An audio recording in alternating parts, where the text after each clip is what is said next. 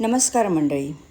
आज माझ्या शाळेतील छोट्या छोट्याशा मुलांशी एक अतिशय महत्त्वाचा विषय घेऊन संवाद साधला आणि तो विषय होता स्वच्छता, आरोग्य आणि आपण काय खातो याची जाणीव.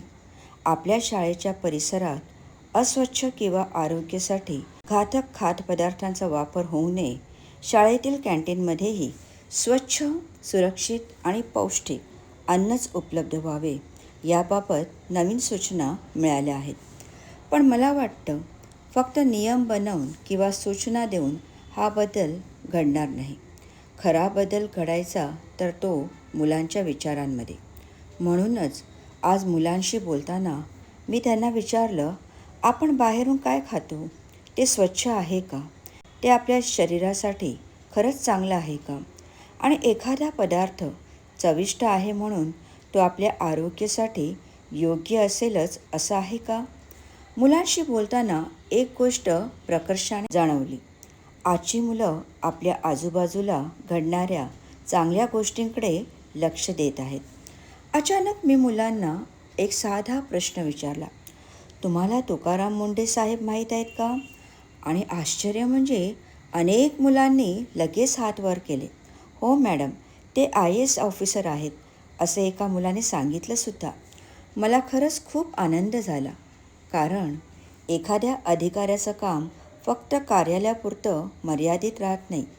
जेव्हा त्यांच्या कामातून समाजात जागृती निर्माण होते, जेव्हा आरोग्य, स्वच्छता आणि शिस्त याबद्दल लोक विचार करू लागतात, तेव्हा त्याचा परिणाम आपल्या पुढच्या पिढीपर्यंत पोचतो. आणि म्हणूनच मला वाटतं हीच खरी प्रेरणा मुलांपर्यंत पोचवण्याची वेळ आहे. आपण मुलांना फक्त पुस्तकातील धडे शिकवू नयेत, तर त्यांना जीवनात उपयोगी पडणारे धडेही शिकवायला हवेत.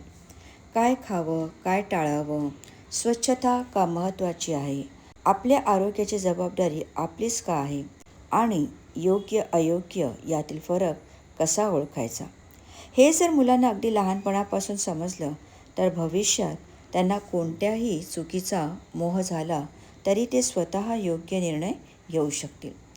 आज एखाद्या मुलाने वडापाव, चिप्स किंवा एखादा अस्वच्छ पदार्थ खाण्याचा हट्ट केला आणि आपण त्याला फक्त नको असं सांगितलं तर कदाचित तो पुन्हा तोच हट्ट करेल. पण जर त्याला हे तुझ्या शरीरासाठी का चांगलं नाही हे समजावून सांगितलं तर तो स्वतःच योग्य निवड करायला शिकेल. आणि मला वाटतं हीच खरी शिक्षणाची सुरुवात आहे. आज आपण मुलांच्या हातात फक्त पुस्तके नाही तर आरोग्यदायी जीवनाची निवड करण्याची ताकदसुद्धा द्यायला हवी.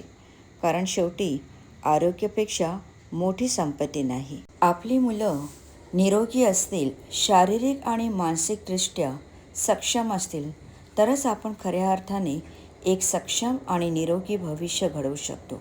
म्हणूनच प्रत्येक शाळेने, प्रत्येक पालकाने आणि प्रत्येक शिक्षकाने या छोट्या छोट्या गोष्टी मुलांपर्यंत पोचवायलाच हव्या. आजची जागरूक मुलं म्हणजे उद्याचा निरोगी समाज.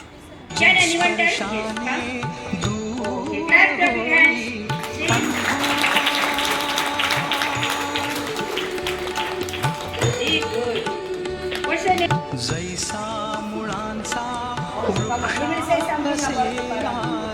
तुकाराम मुंडे सर ये एक फूड सेफ्टी ऑफिसर है जिन्होंने कई जो भी फैक्ट्री में कुछ होते रहता है जो